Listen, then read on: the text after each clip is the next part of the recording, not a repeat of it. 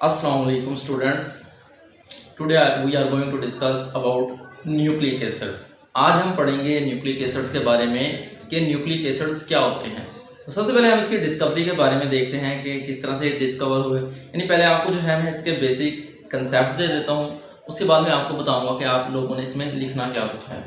तो इसके अगर हम बेसिक कंसेप्ट की बात करें, न्यूक्लिक एसिड को जो है 1869 के अंदर फ्रेडरिक मिशर ने जो है वो दरियाफ्त किया।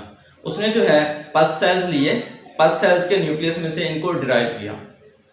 He derived the nucleic acid from the nuclei of pus cells, therefore they are named as nucleic acid because they were derived from the nucleus. क्योंकि इनको क्या न्यूक्लियस से अखज़ किया गया। पस सेल्स जो थे, पस सेल्स क्या होते हैं? पस सेल्स जिनको आप कहेंगे रेशा जो होता है, रेशा पड़ जाता है, वाइट ब्लड सेल्स होते हैं, मर जाते हैं, उनके अंदर से इनको जो है वो डिराइव किया गया। पस सेल से इनको डिराइव किया गया उनके न्यूक्लियाई से, इस वजह से इनको न्यूक्लिक का नाम दिया गया। और एसिड इनको क्यों कहा जाता है? क्योंकि इनकी जो नेचर होती है वो एसिडिक होती है। एसिडिक नेचर होने की वजह से इनको न्यूक्लिक एसिड्स का नाम दिया जाता है। तो कब हुई इसकी डिस्कवरी?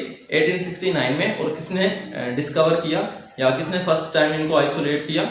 फ्रेडरिक मिशर ने। ये आप बताएंगे। उसके बाद जो है न्यूक्लिक एसिड जो है वो दो तरह के होते हैं।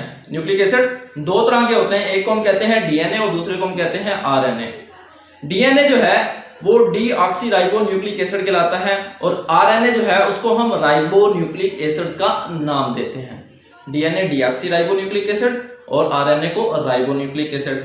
अब ये फर्क क्या होता है, किस तरह से डिफर करते हैं? इनके अंदर जो शुगर होती है, पेंटोज शुगर, वो डिफर करती है डीऑक्सीराइबो न्यूक्लिक एसिड। यानी इसके अंदर जो राइबो शुगर होती है उसमें से कार्बन नंबर जो 2 होती है वहां से जो है ऑक्सीजन रिमूव होता है। लेकिन अगर हम बात करें आरएनए की, आरएनए के अंदर जो राइबो शुगर होती है वो नॉर्मल होती है, यानी उसमें से ऑक्सीजन रिमूव नहीं होता।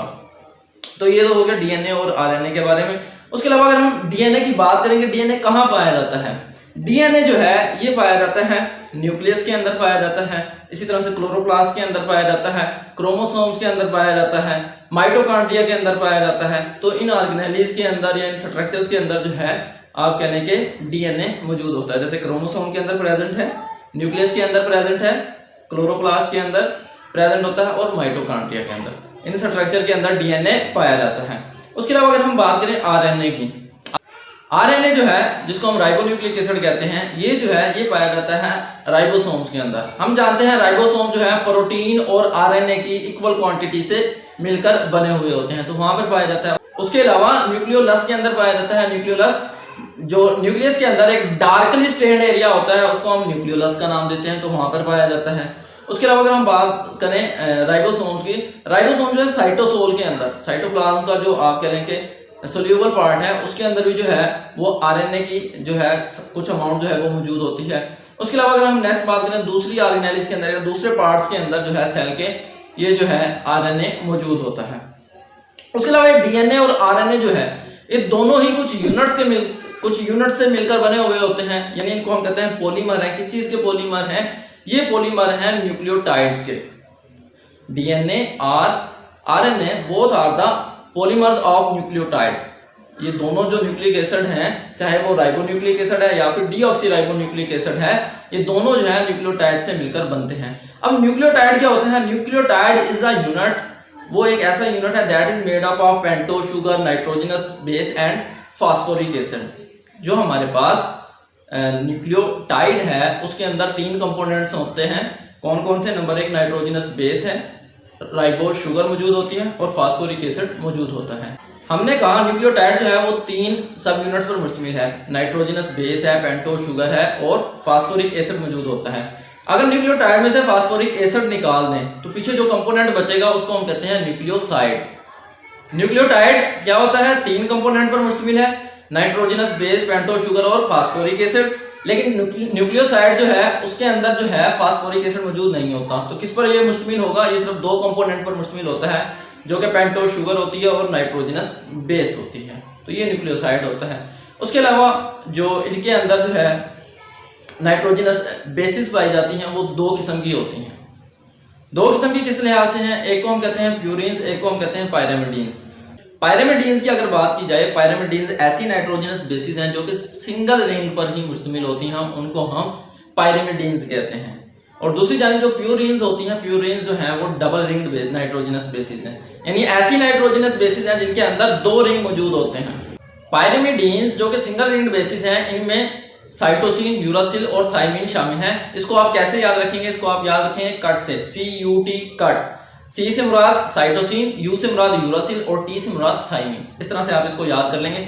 बाकी बचती हैं हमारे पास प्यूरिन्स। प्यूरिन्स में जो है, प्यूरिन जो है डबल रिंग बेसिस हैं। अब बाकी 2 किस्म की बेसिस रह गई हैं, वो है एडेनिन और गवानीन।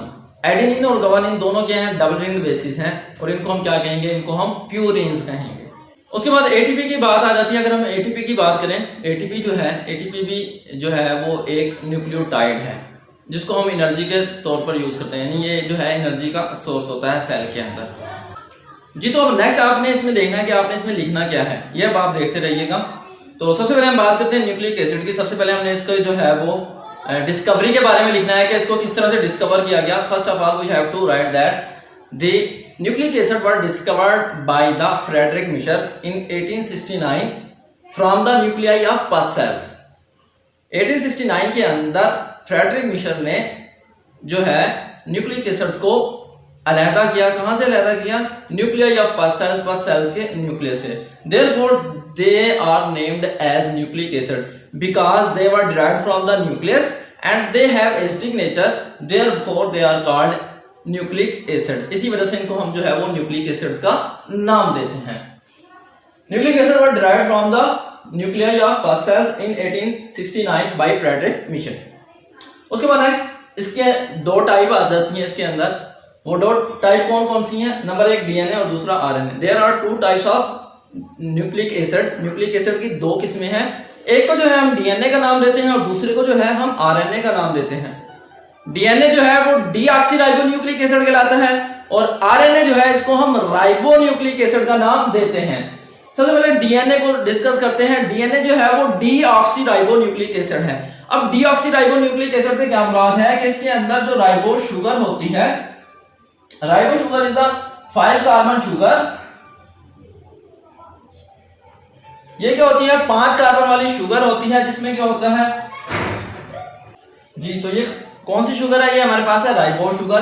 अब जो हमारे पास डीएनए के अंदर राइबोस शुगर मौजूद होती है, ये क्या होती है? डीऑक्सीराइबोस होती है। यानी इसकी जो कार्बन नंबर 2 होती है, यहां से जो है वो ऑक्सीजन रिमूव होता है, जिसकी वजह से इसको हम डीऑक्सीराइबोस का नाम देते हैं। डीएनए के अंदर जो शुगर होती है वो कौन सी होती है? डीऑक्सीराइबोस है। तो राइबोस लेकिन कौन सी है? ये डीऑक्सीराइबोस। ऑक्सीराइबोस। तो ये हमारे पास जो है डीऑक्सीराइबोस शुगर जो है ये प्रेजेंट होती है डीएनए के अंदर। While on the other hand if we talk about the RNA, in RNA the sugar that is present is ribose, not deoxyribose. ये वाली जो हमारे पास शुगर है, ये शुगर प्रेजेंट होती है किसके अंदर? आरएनए के अंदर, जिसको क्या नाम देते हैं? राइबोस का। क्या फर्क है दोनों के अंदर? यहाँ पर देखें, यहाँ पर जो है कार्बन नंबर 2 से जो ये वाला ऑक्सीजन है वो रिमूव है, इस वजह से इसको हम डीऑक्सीराइबोस कह रहे हैं। और ये जो है हमारे पास ये राइबोस शुगर है। तो यही वजह है कि हम डीएनए को जो है वो डीऑक्सीराइबोन्यूक्लिक एसिड का नाम देते हैं, क्योंकि इसके अंदर जो राइबोस शुगर है वो कौन सी है? वो डीऑक्सीराइबोस है। इस वजह से डीएनए को डीऑक्सीराइबोन्यूक्लिक एसिड का नाम दिया जाता है। अब डीएनए की अगर बात की जाए, डीएनए कहां पर पाया जाता है? DNA occurs in chromosome, nucleus, mitochondria and chloroplast. In structures के अंदर, इन ऑर्गेनेलीज के अंदर आप कह सकते हैं कि ये पाया जाता है। क्रोमोसोम्स के अंदर पाया जाता है, उसके अलावा न्यूक्लियस के अंदर पाया जाता है, उसके साथ साथ माइटोकॉन्ड्रिया और क्लोरोप्लास्ट के अंदर। अगर हम आरएनए की बात करें, आरएनए को हम कहते हैं ribonucleic acid. RNA is called the ribonucleic acid and it is found in nucleolus, ribosome, cytosol and other parts of the cell। और सेल के जो है मुख्तलिफ हिस्सों के अंदर ये पाया जाता है। Both these types of nucleic acid are made up of simple units, or they are the, we can say that they are the polymer of nucleotides। ये जो है न्यूक्लियोटाइड्स के पॉलीमर होते हैं। We can say that the nucleotide is the combination of ribose sugar, nitrogenous base and phosphoric acid। क्या है जो हमारे पास? पेंटोज शुगर, राइबोस शुगर भी कह सकते हैं, यहाँ पे पेंटोज शुगर भी कह सकते हैं। Ribose sugar is actually 5 carbon sugar which is also known as pentose sugar. Pentose sugar, nitrogenous base and phosphoric acid, when these three subunits combine they form a unit which is known as nucleotide, and when these nucleotide combine they form nucleic acid. जब ये जो है nucleotide आपस में combine करते हैं, इनके combine करने से जो है वो क्या बनता है, न्यूक्लिक एसिड बनते हैं। अब अगर हम यहाँ पर बात करें इस यूनिट में से, यानी न्यूक्लियोटाइड जो यूनिट बनता है, अगर हम यहाँ से जो है फास्फोरिक एसिड को निकाल दें और पीछे हमारे पास क्या रह जाएगी, पेंटोज शुगर यानी राइबोज रह जाएगी और nitrogenous base. When these units combine, जब ये यूनिट क्या करते हैं, कंबाइन करते हैं, आपस में मिलते हैं, they form a unit which is called nucleoside. Nucleoside, we can say that nucleoside is the combination of pentose sugar that is called ribose and nitrogenous base. ये कॉम्बिनेशन है किसका, पेंटोज शुगर और नाइट्रोजनस बेस का। क्या चीज, nucleoside. When the nucleoside contains phosphoric acid as well, then this unit will become nucleotide. जब nucleoside के साथ फास्फोरिक एसिड भी कंबाइन हो जाएगा तो वो क्या बन जाएगा, न्यूक्लियोटाइड बन जाएगा। तो ये था न्यूक्लियोसाइड और न्यूक्लियोटाइड के बारे में, ये आप बताएंगे थोड़ा सा। उसके बाद हम कह सकते हैं कि हमने ये भी कह दिया कि nucleic acids are the polymer of nucleotide, nucleotide के पॉलीमर हैं। फिर हमने न्यूक्लियोटाइड के अंदर जो है कहा कि 3 किस्म के सब यूनिट हैं, 5 कार्बन शुगर जिसको हमने राइबोज का नाम दिया, नाइट्रोजनस बेसिस मौजूद होती हैं, उसके अलावा फास्फोरिक एसिड मौजूद होता है। अब नाइट्रोजनस बेसिस की बात करते हैं। यहाँ पे तो हमने देखी जो 5 कार्बन शुगर है वो क्या होती है, 2 तरह की होती है। डीऑक्सीराइबोस होगी अगर कार्बन नंबर 2 से जो है वो ऑक्सीजन रिमूव होगा, या फिर क्या होगी, राइबोस होगी। तो इस बुनियाद पर जो है वो डीएनए या फिर आरएनए का नाम दिया जाता है न्यूक्लिक एसिड्स को। Nitrogenous bases are also of 2 types. Nitrogenous bases भी जो है वो 2 तरह की होती हैं। सबसे पहले अगर हम बात करें कि कितनी किस्म की जो है नाइट्रोजनस बेसिस वो पाई जाती हैं न्यूक्लिक एसिड के अंदर, there are 5 kind of nitrogenous bases that are found in nucleic acid. Adenine is abbreviated as A, guanine is abbreviated as G, cytosine is abbreviated as C, uracil is abbreviated as U, and thymine is abbreviated as T. तो ये क्या है हमारे पास, adenine, guanine, cytosine, uracil और thiamine है। तो ये क्या है हमारे पास 5 किस्म की बेसिस हैं that are found in nucleic acid, जो कि न्यूक्लिक एसिड में मौजूद होती हैं। अब ये जो नाइट्रोजनस बेसिस हैं ये 2 तरह की होती हैं।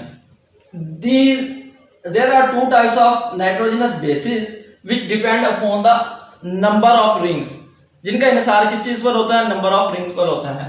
If the nitrogenous bases are single ring, अगर क्या होंगी, सिंगल रिंग वाली होंगी नाइट्रोजनस बेसिस, तो इनको जो है हम पायरिमिडीन्स का नाम देते हैं, pyrimidines. The single ring nitrogenous bases are called pyrimidines. अब कौन कौन सी होती हैं सिंगल रिंग नाइट्रोजनस बेसिस, इनके अंदर जो है वो साइटोसिन शामिल है, यूरासिल शामिल है और थाइमीन शामिल है। ये आप कैसे याद रखेंगे, कट, CUT कट, इस तरह से जो है आपको इजीली ये जो है वो रिमेंबर हो जाएगा। दूसरी जानिब अगर हम डबल रिंग नाइट्रोजनस बेसिस की बात करें, डबल रिंग नाइट्रोजनस बेसिस जो है वो प्यूरिन्स कहलाती हैं, और प्यूरिन्स के अंदर जो है वो बाकी रह जाती हैं एडेनिन और गवानीन, ये शामिल होती हैं। एडेनिन और गवानीन जो है, देखिए ना, एडेनिन और गवानीन जो है वो क्या है, डबल रिंग नाइट्रोजनस बेसिस है। इनके अंदर एक रिंग जो होता है वो 6 मेंबर होता है और दूसरा रिंग जो है वो 5 मेंबर होता है। मिसाल के तौर पर आप देखें यहाँ पर कुछ इस तरह की स्ट्रक्चर होती है,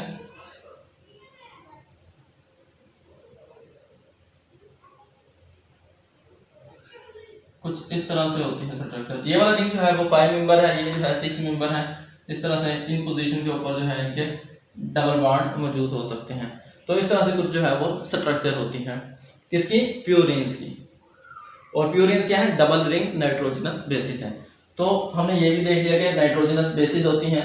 उसके बाद फास्फोरिक एसिड जो होता है, अच्छा ये जो नाइट्रोजनस बेसिस होती हैं ये अटैच होती हैं कार्बन नंबर 1 पर। ये हमारे पास कार्बन नंबर 1 है। कार्बन नंबर 1 पर यहाँ पर जो है आप कहने के